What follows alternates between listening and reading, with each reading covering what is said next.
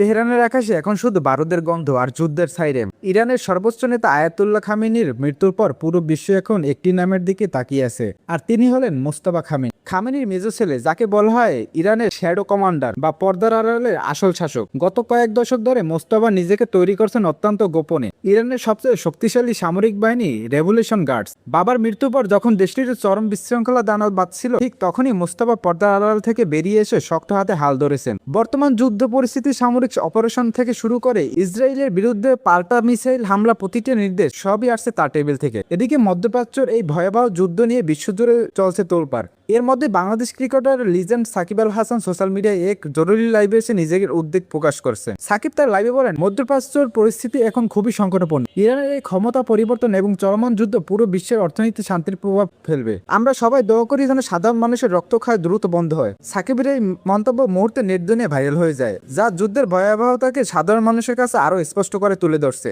কিন্তু প্রশ্ন হলো, মোস্তফা কি পারবে ইরানকে এই ধ্বংসের হাত থেকে বাঁচাতে?